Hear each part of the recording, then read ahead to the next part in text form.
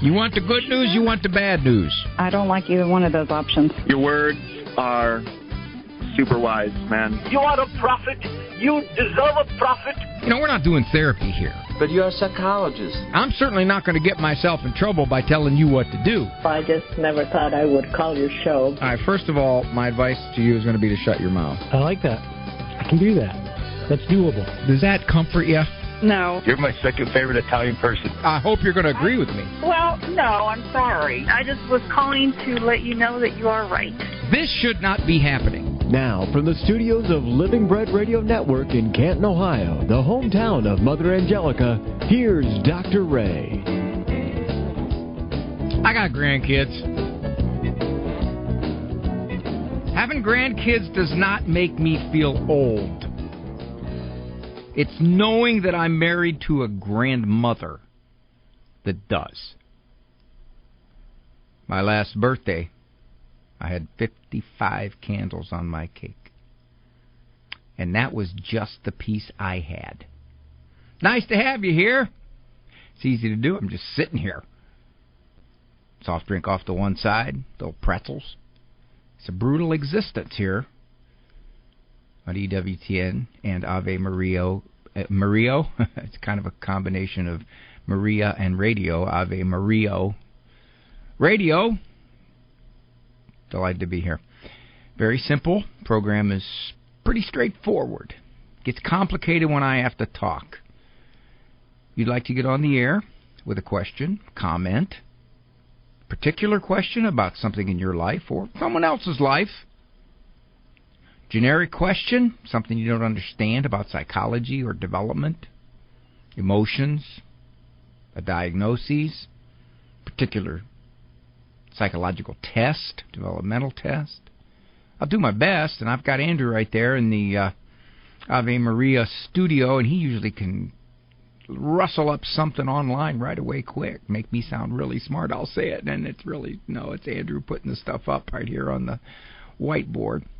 The number to get onto the program is 877-573-7825, 877-57-EQUAL. Last week, of course, we were in Buffalo for 4 TV shows. A wonderful couple of days. Absolutely there with the help of the Station of the Cross, Jim Wright, Joanne Wright, all the great people from Station of the Cross. Zach Kajasic, he came, and he was actually on the show, and he did a great job.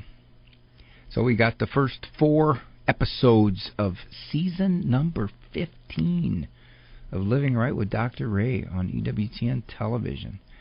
Next one scheduled, heading out to Veritas Radio. We're going to do 4 shows, God willing, in Connecticut.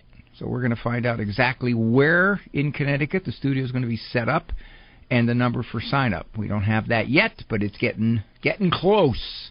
We usually start doing it about 6 weeks before we're heading that way. So we're in a rush to get the shows up. But right now, let's do the radio program. 877-573-7825. 877-57-EQUAL is the number to call to get onto the program. My day started out great, and then it went downhill. I was at the mall, and outside the mall, I found a hat full of money in it. So I picked it up, and the next thing I knew, I was being chased by some guy with a guitar. So, I went downhill. Went downhill from there after I found the money. I talked to a lot of grandmothers who have a strained relationship with their grown daughter or daughter-in-law who has young grandchildren. The grandmothers tell me that they either are not welcome that much in their granddaughters' or daughter-in-law's homes, and they don't quite understand it. A few will admit and say, yeah, I kind of gave advice where it wasn't asked for. They'll say that. Some will say, I was just trying to help. I wasn't telling her how to raise her kids. I was just saying little things. I'll say, can you give me an example? Well,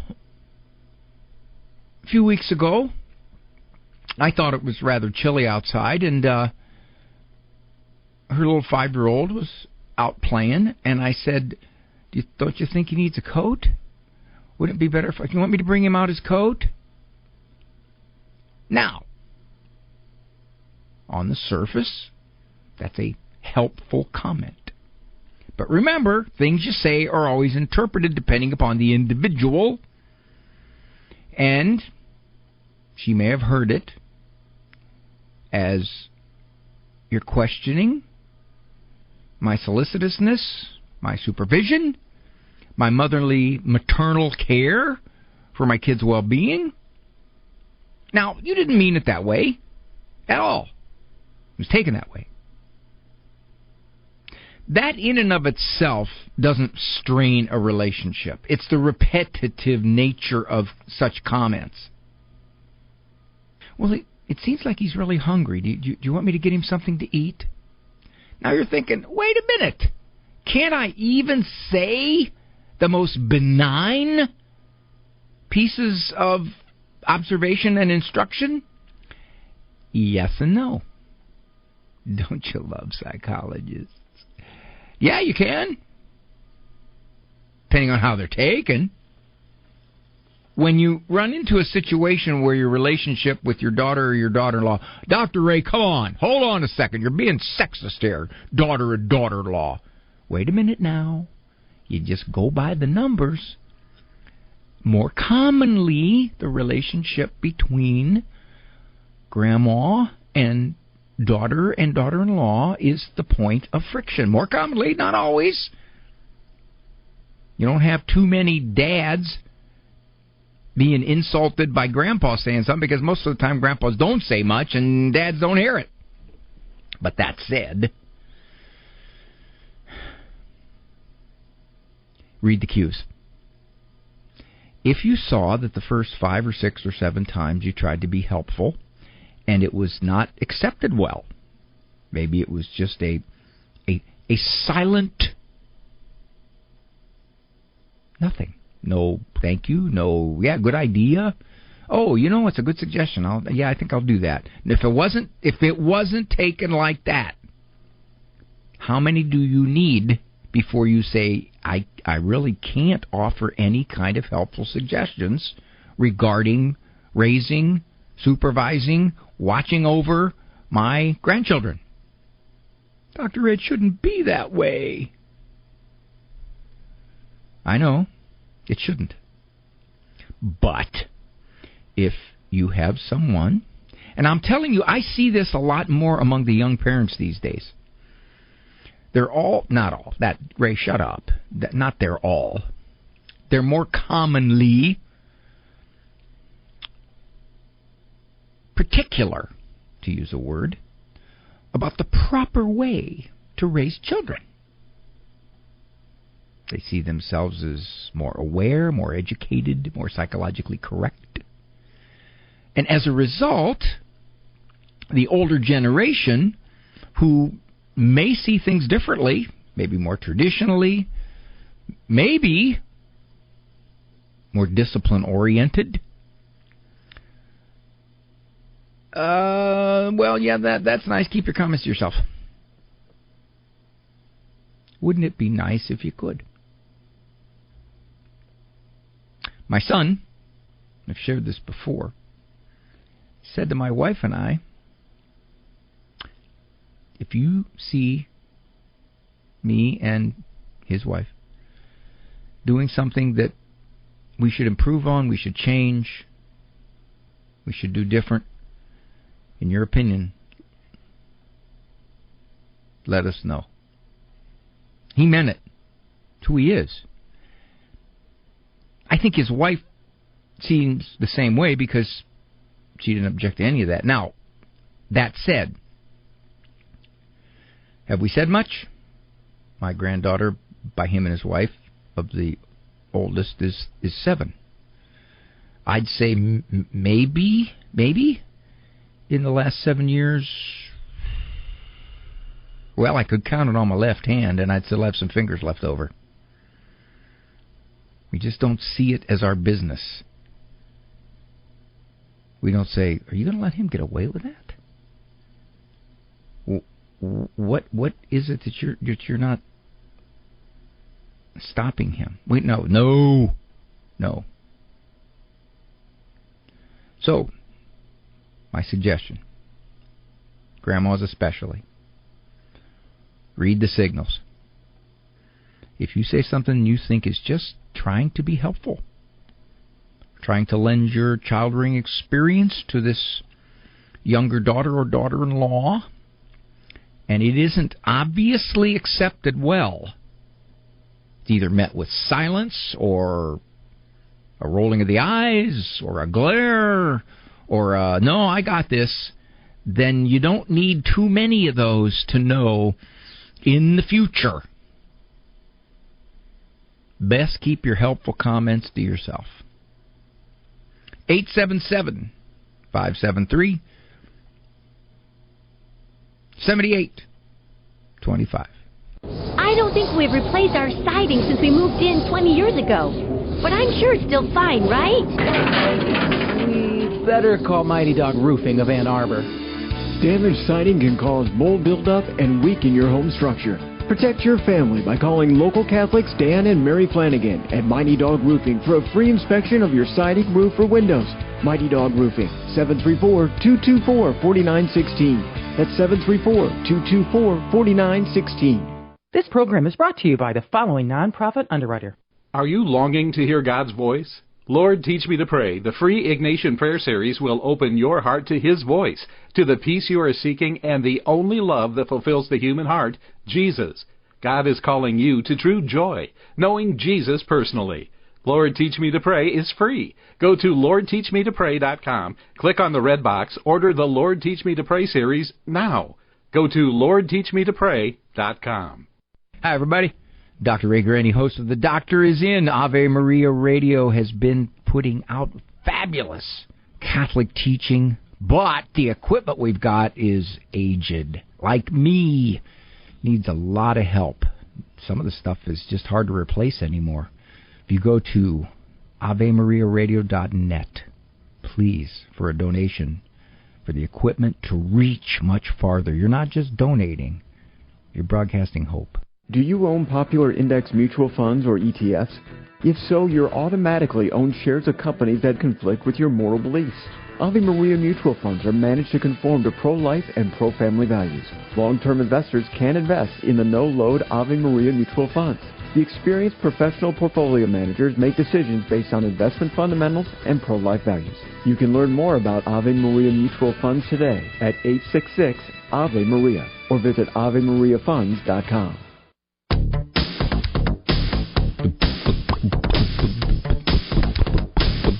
Hey, got to congratulate 14 years WHYF AM 720 serving the Harrisburg and Lancaster, Pennsylvania areas. Congratulations, Joe Nebestinski. Sorry about that, Joe. And all you folks there at Holy Family Radio, from all of us here at EWTN. And by the way, Harrisburg and Pennsylvania was a trivia question. We had to identify, 3 states and state capitals that have double consonants in them. So Harrisburg does and Pennsylvania does. Yeah, think about it. Shelley from Oak Harbor, Washington. Hi, Shelley. Hi, Father Ray. Can you hear me okay? I can hear you a little bit. You're kind of echoey, and I got to tell you, I'm not Father Ray, but it was nice of you to try to ordain me there. I'm sorry, Dr. Ray. Is this better? Much better. Okay. So, thank you so much for taking my call.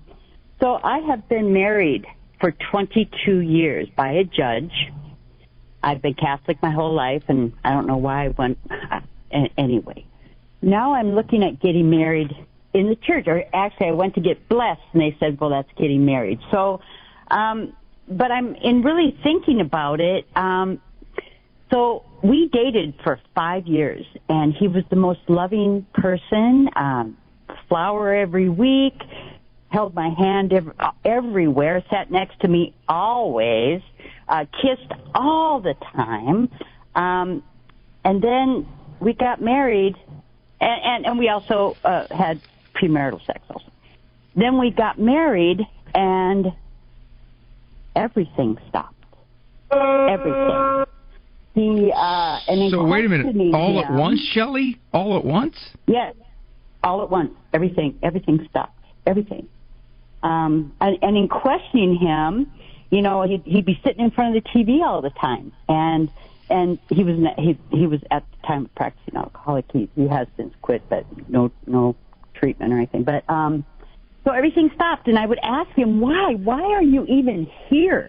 And he told me that, if you divorce me, he told me this within the first 2 weeks, if you divorce me, I'm going to take half your house because it's community property state. Not having much self-esteem or anything, I just plain believed him. And I'd already lived there 10 years suffering as a single mom, paying all the bills. But anyway, so we've gone 22 years. And yes, it is my fault. I didn't do anything about it. He's paying bills. He's an okay guy, nice enough. We shared a king bed side, both on either end. I tried touching him once, and he kicked me away. I tried grabbing his hand once, and he pushed me away. Anyway, so now I'm thinking I've gotten really into the church now since Easter, gone to everything, done the holy obligation, which I never did all that before. I went to church, but that's all I did. So Shelley, did you go back to confession? Yes, sir. Yes, sir. I've done all. I'm doing really good. So you're back in the church. Now I wanted to. Well, I was going to church, but now I'm really in the church. Okay. Yeah. And I assume that your question here is, my marriage has been miserable for 22 years. I allegedly have an out, which is, it was not a sacramental marriage, because even though I was Catholic, I just went a civil route. And if I get it blessed in the church now I'm really tied to him. So maybe this is my out. Is that what you're asking? Well, I kind of know, because he's been a great roommate. He pays a good portion of the bills, and I'm not looking for a another man. I mean, I won't, because I am married. But I'm wondering if I qualify. I mean, if I should I should probably get a divorce. I probably should.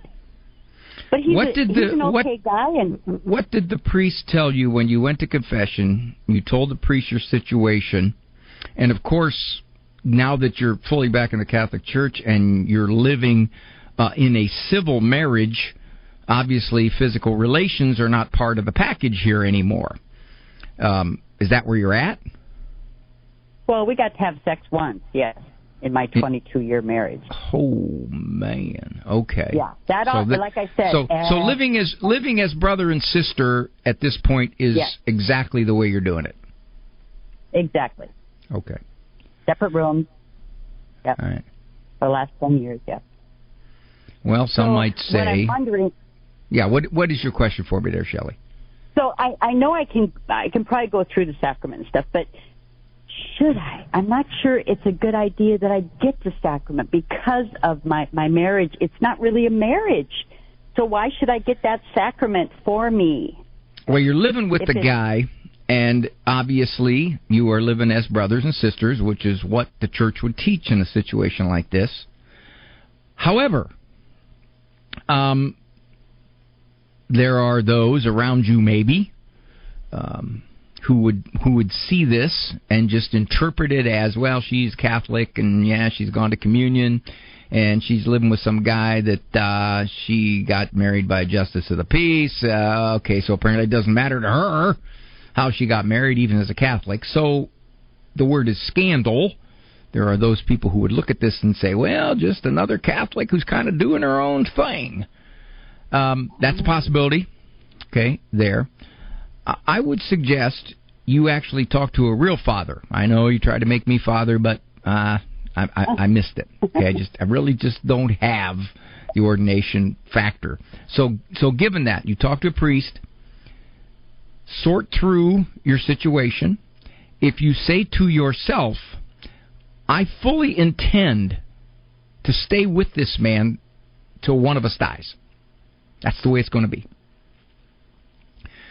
Assuming he's not going to cut out, that could be a problem if he does. Well, maybe not, because you fully aren't going to look to remarry.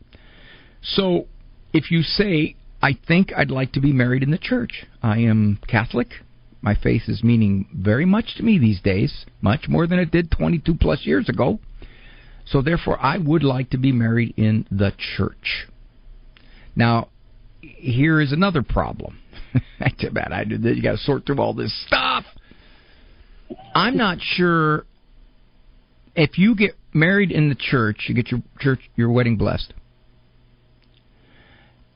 To make it valid, you got to consummate it. Now, it's not going to happen. Okay, and I think you better tell the priest that. You better tell the priest that, okay. and he may simply say, all things going on here, the least bad of your options would be, and then he'll help you out with that. Okay. So that's what I think you need to do on that, Shelley. Okay, I'm not gonna jump out here and say, okay, Shelley, well, here's what I think you should do. No, get some good spiritual guidance on this one. It's complex, and especially given that you're not going to consummate the marriage. So then, even if you get married in the church, it isn't going to be valid. Yeah, I think I got that right. If I got that wrong, then let's have some real fathers call me and tell me. Thank you so much, Dr. Shelley, you know what, honey? God bless you for caring. You know that? Doggone it, God bless you for caring. It shows your heart. Your heart wants to do the right thing, and you're unsure of what the right thing is, like I've been in much of my life. So, given that, get some good guidance, so you can be at peace, saying, you know what, I just didn't decide to do this on my own. I checked it out. Cool. God bless you, dear. So much. All right, honey. God bless you. Thanks for the call. I get that a lot. In counseling, you would be shocked at how long people who are married in one way or the other go without physical relations. Oh my! It can easily go months and years. I got to admit, Shelley, once in 22. That's one of the longer ones. Yikes! Yikes! All right, let's now, Tim. I know I heard this joke from Vancouver, Washington. I did hear this joke. Is this the one where the cop stops him and he said, "Sir, you didn't have your seatbelt on," and the wife says, "Yeah, I've been telling you that, officer." Is that the one? Tim, you there? Tim, Vancouver. Yeah, that's the one. That's the one. Yeah, is it only when he's been drinking? Yeah. You got it. It's a good joke, all but right. He gets pretty nasty with her. He does. All righty, sir. All right, well, have a good day. I hope your day goes better than it has. Than yours? Okay. Than it started. Thank you, Tim, for the call, buddy. All right. Appreciate it. We will get back to your calls. I've only got about 20 seconds here before the heartbreak tells me, Ray, can it?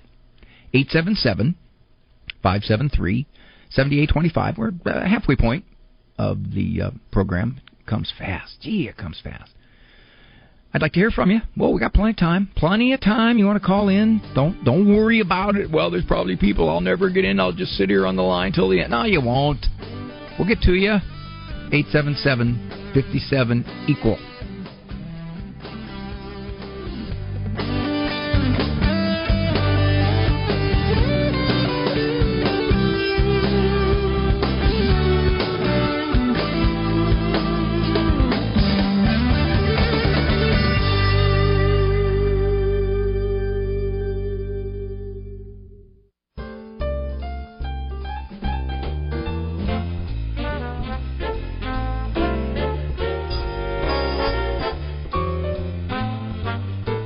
You know what I noticed? One of the things that's happening to me as I get older, The older I get, the better I used to be. I noticed that. There's something about my mind that sorts out the deficiencies, the mess-ups that I did, and I just hang on to all the stuff, embellished, of course, that I can tell my children, and they don't believe it because they grew up with me, so I'm trying it out on my grandchildren. Ann from Maryland is calling. Hi, Ann. Hi, Doctor. Thank you, ma'am, for calling. I just love you. I just want you to know I love you. I buy your books. I send them to my kids. Well, then I love you more. If you're doing that, I love you more. I just tell you that. I just love you. So, my daughter and her husband are having a lot of trouble with the 19-year-old. The girl has health problems and emotional problems. They put her in a special program, 504, whatever they call that thing. Yeah, that's special ed in schools. She did graduate. Yeah, she did graduate slowly, but she did make it. And it was an special independent program that gave her a lot of leeway.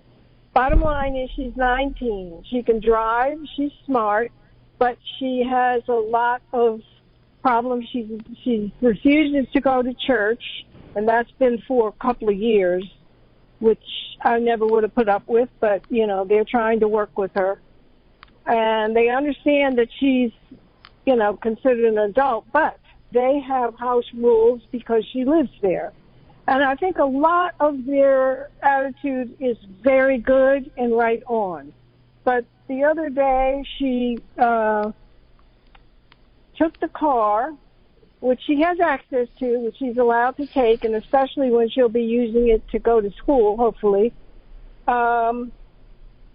She did not come home on time, 7 p.m. She wound up at the beach until 11 p.m. at night. They know that because they have tracker on her phone. Stayed there. Turns out she's probably with a guy, and but they've never met this guy. They never heard that she even had a friend. And when she's confronted, she cries and screams and carries on like somebody's killing her. They don't understand her. They're horrible parents. It's just a mess. Like, Ann, how do you know all this? Ann, how do you know all this? They're very close to the family. They tell me. They talk to me about it. And are they saying we don't know what to do? We're at our wits' end? Well, one thing is, my son-in-law is controlling his temper. He's really done a magnificent job. They've been married 23 years. Magnificent job. He's staunch, great convert. He's a lector. He does all kinds of good things at church. My daughters, she makes sure that, the kids had the CCD and all of the good training. They're Catholics. Would I be wrong in saying, Ann, that this is nothing new? She's been a handful for them for a while. Absolutely. Her whole life she's been a handful. And now can I also say a couple of years ago, go ahead. All righty, my dear. Can I also say that they have when you mentioned that she was in 504, which is a designation for special education classes, that they gave her leeway. Health and emotional problems. Right. They gave her leeway because of her health and emotional problems. Therefore, they allowed a lot of stuff, and it's now getting ugly.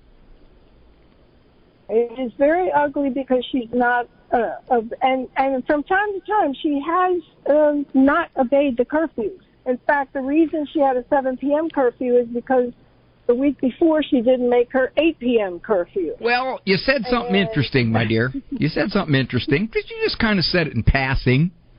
But my spidey senses picked up on it immediately. I love it. You said, well, she takes the car because she has access to the car. Now, hold on a second. Why does she have access to the car? If she's not following house rules, why does she have access to a car? You don't have to answer that. I'm asking it rhetorically. Yeah. But that tells me that they are nervous, reluctant, worried about actually setting some limits on this young lady, even though she's 19, which doesn't mean anything because mature-wise she's probably 14.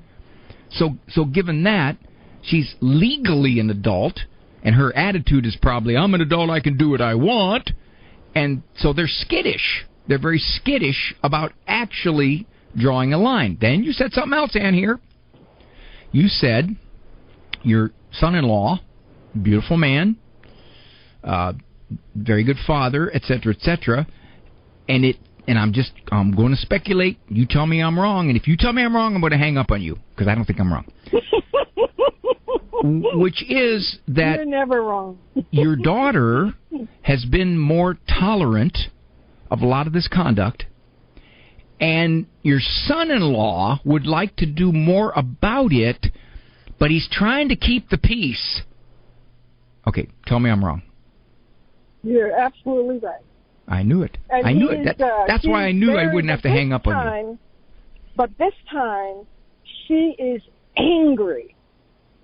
She's never confronted some of this behavior before. She's, she was a good girl. She was a very good girl when I asked her, Catholic her whole life, went to Catholic law school. I mean, I think, but he's like, Mommy, I've seen it all. I've seen everything. Nothing she can do is going to surprise me. And, chances are here, Ian, I'm going to have to hurry. Honey, I have to hurry along here because we're going to run into a break and they're going to make us hang up. No, go ahead. Chances are they're going to be forced to make some tough decisions because it sounds like she's more and more saying, I don't want to follow your rules. I want to do what I wanted to do. Mm-hmm. And Mom feels betrayed. Mom's attitude is, after all we've done for you, after all we've tolerated this, after all we've done, and now you turn on us like this. So that's where Mom, hell hath no fury like a woman scorned, the adage goes. So Mom's had her limit. Dad's seen it coming. So given all that, let me suggest a book to you. It's called Standing Strong. Good Discipline Makes Great Teens. It's got a lot of stuff in there on how to bring control with an older child. Mm-hmm. Okay, it's on my website. Go to drray.com. It's signed. It's discounted. It's there. The most common discipline questions I get asked for teenagers, and even though she's legally an adult, much of it would be relevant to her. And it sounds to me like what's going to happen here, Ann, is that the daughter is going to force them to stand their ground, and then you look over the horizon as you see the mushroom cloud go up, because it could get really fiery over there when they do stand their ground. And by the way, thank you for thinking so highly of me. You said it exactly like Andrew, my producer man, wrote it down for you to read. God bless you, Ann. This is Dr. Ray, 877-57-EQUAL.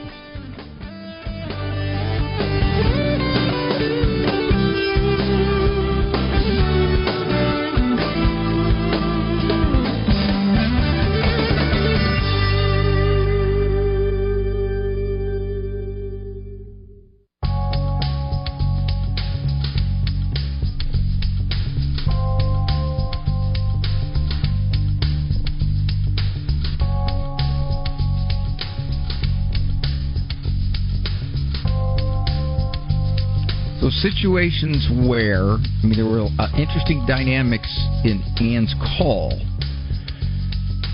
Sounded like, one of the books I talk about this, I talk about it as an authority eroder, which anything that makes you categorize your child as a special child in terms of development, in terms of, because Ann said she had, quote-unquote, emotional problems. Now, obviously, that needs to be unpacked. What are those? And oftentimes, it's not unusual for me for a parent to say their child has emotional problems when what's happening is that there's a lot of discipline problems, and now there's a great degree of unhappiness or agitation or what looks like emotional struggles because there's a friction-filled relationship between the parent and the child. Not unusual at all. So that usually for me is a flag to chase that, to find out what is it that the parent believes there are emotional problems. Now, it sounds also like there may be some learning problems or developmental problems because she's in some special education classes. So given that, then you have the other issue of, well, if the child can't really mature at the normal rate, then therefore we have to allow a certain amount of disrespect or a certain amount of resistance to rules or a certain amount of uncooperation, and hopefully as she matures, it'll get better, and it typically doesn't. What they're finding out is it gets worse because the child becomes more accustomed to wanting to do it their way. Forgive me for using the plural pronoun for the singular subject, you homeschooling mothers. So the parent then is getting more and more pressed. This is getting ugly. This is getting really ugly. Now what do I do? The kid's an adult. And if you noticed, I didn't pursue this at all. I'll pursue it on a look back. That the child is old enough for the parents to set limits and say, if you do not cooperate, you can't live here. But they won't because of what Ann shared, which is learning problems, maturity problems, and quote-unquote emotional problems. So the parents are saying, yeah, she can't do this, but they're giving her the car. What is this? That would be one of the first things you say you can't have if you're not going to be pleasant and cooperative. All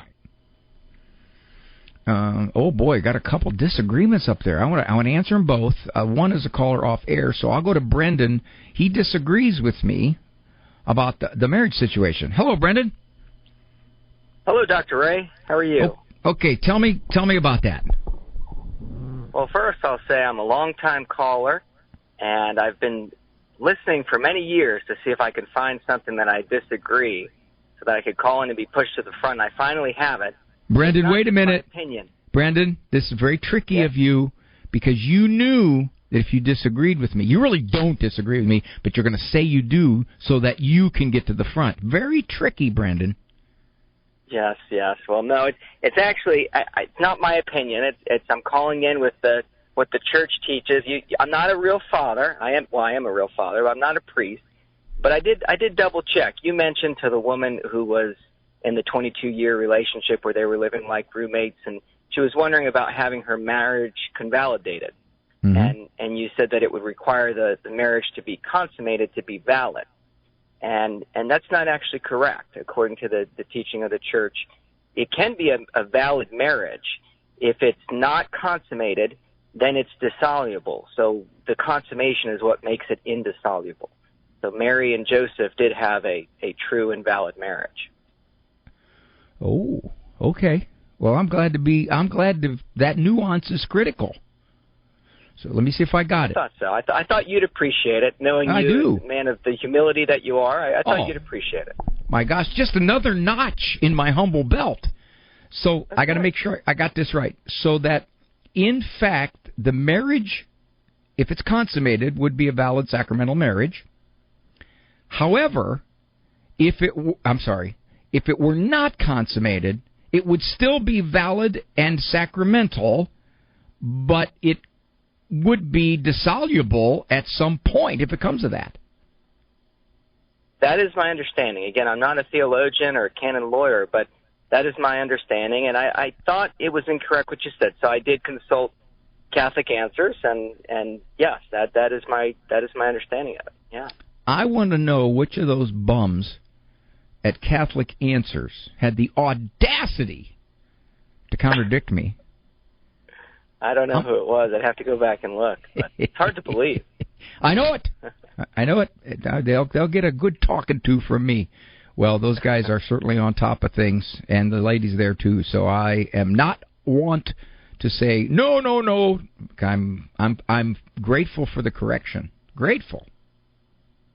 My pleasure. I Thank hope you Brenda, for all you do, Dr. Ray. Oh, you're welcome, sir. I'm hoping that like I was partially right. You know what I mean? Not completely off the mark. I think you could find some degree of correctness in there. I truly do. Well, what a charitable answer. I think, Dr. A, if you search really hard and you redefine some of the words that you used, and given a special circumstance, we could find a 4 or 5% correct in your answer. Yeah. Maybe I am a lawyer after all. Maybe. Brendan, thank you so much. I appreciate it. Thank you, sir. Thank you, Dr. Wright. Okay. Now, before I take the break, we had a caller who didn't stay on the air. This caller said, it is not one of God's laws that married couples have to have relations. Yeah, it's not. That's right. You don't have to have relations. But the church has viewed the marriage, as Brendan said, as dissoluble. Okay, you can break it if it hasn't been consummated. But then the caller said this. This is interesting. Eric, was this a male or female caller? Just out of curiosity. Female, okay. She said, it's just the way for the man to keep the woman in line. Interesting perspective. I wish she would have stayed on the line. I would have asked her how she came to that conclusion. When we come back, your calls. Do you own popular index mutual funds or ETFs? If so, you're automatically own shares of companies that conflict with your moral beliefs. Ave Maria mutual funds are managed to conform to pro-life and pro-family values. Long-term investors can invest in the no-load Ave Maria mutual funds. The experienced professional portfolio managers make decisions based on investment fundamentals and pro-life values. You can learn more about Ave Maria mutual funds today at 866-AVE-MARIA or visit AveMariaFunds.com. It seems to me obvious. Either we, as a society, will judge the value of the human person for what he is or for what he does. If we say he is valuable for what he is, then that determination must extend throughout the entire length of his ising, which is to say, his being. And since we all know, as the cute yard signs remind us, that science is real, likewise we know that the beginning moment of any person's being is at conception. If we refuse to grant that the human person has distinct value by nature of what he is, then we must assign his value according to what he does. Now, a problem arises. What kind of doing is important? Athletic, intellectual, industrial, political? Who wants the job of establishing the scale of human value? Do you? GuadalupeWorkers.org. Underwritten in part by the following nonprofit. Are you paying high prices with a traditional health insurance company that pays for things that violate your conscience? There's an alternative available. Solidarity HealthShare is a community of faithful individuals and families that never share into immoral medical services, all while saving you money with prices starting as low as $85 per month for singles and $512 for families. Never fund another abortion with your healthcare dollars. Call 844-313-4999 to learn more.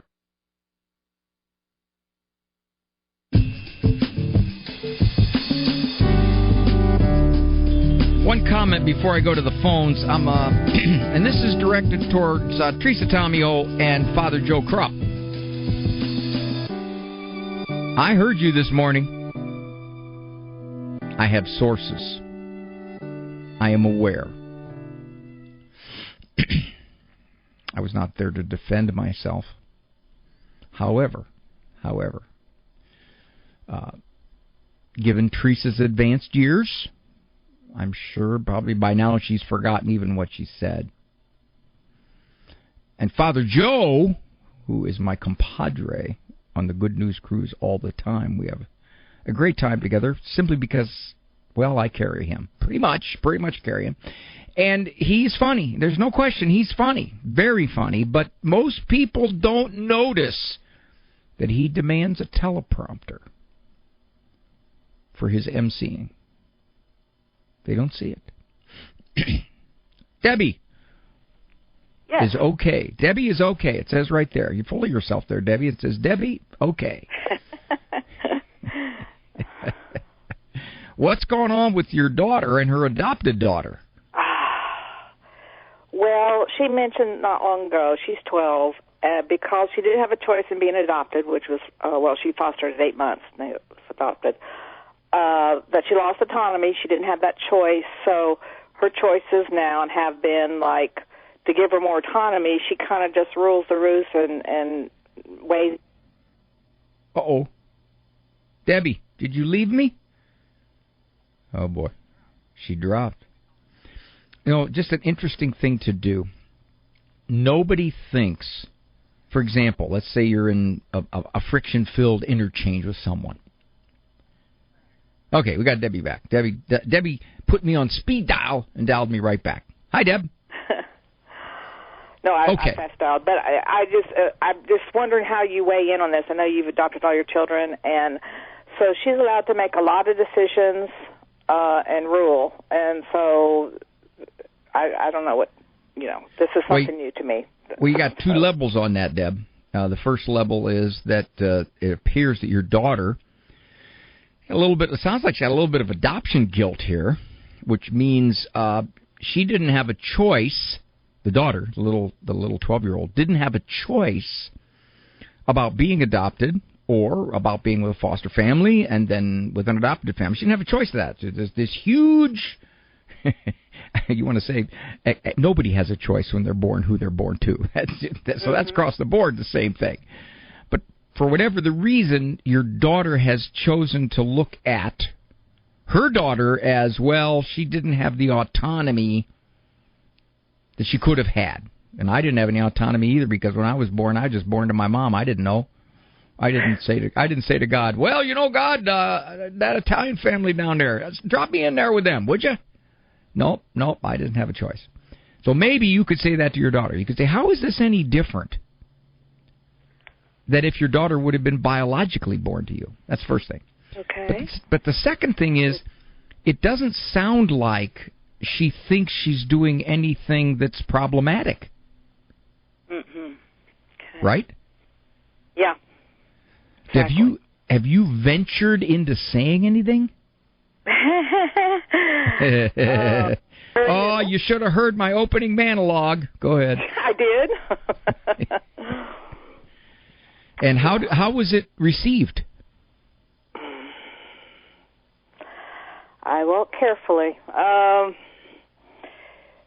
Well, my daughter is a therapist, by the way. So I just very gently, or I give books, things like that. I just kind of question, curious, where's this, I'm wondering where it's come from, because it's news for me. That's I'll tell you, it's news to me, too. From, so. Deb, I'll tell you, I haven't heard this much, if at all, from adoptive parents.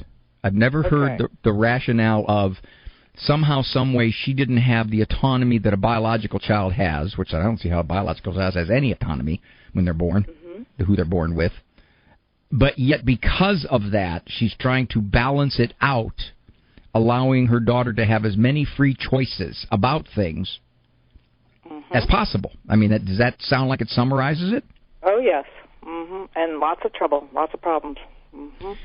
Would your daughter start to see that this is causing trouble, or no, she just thinks that this is the good way to do it, and I think she sees the trouble. She has two special needs children. They're both adopted. They're siblings, half-siblings. So, and the other one's diagnosed autistic, so she has her hands full. Whoa. Where's husband? Is there a husband? Yes. Does he see it this way? I'm sorry? Does he see it this way? I don't know for sure. He told me the other day they have trouble asking and accepting help, and I've offered it many, trying to be supportive in every way I can. Yeah. Well, Deb, her view is probably she's a therapist and you're not, so she knows better.